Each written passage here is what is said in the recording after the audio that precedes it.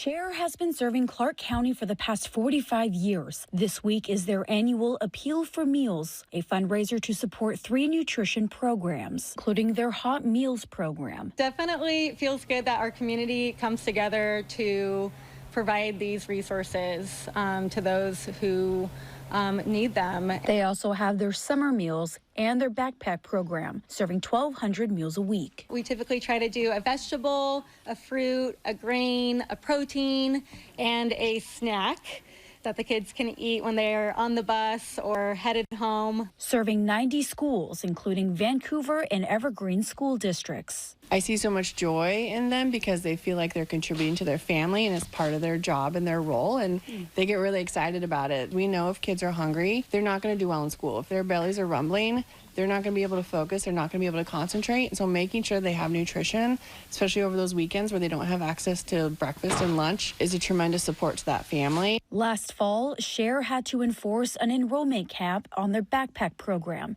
getting only to serve 600 meal bags, the first time in 20 years. Having to cut the list is really heart-wrenching. It's not easy for us to be doing. It was really difficult for some schools that would sometimes have 70 bags going home each week to try to cut that down to 35. This year, their goal is to reach $140,000, but they say they're worried they may not reach it. So they're asking the community to help fill the gap. Inflation has had a really big impact on the program. Food costs are up, program expenses are up.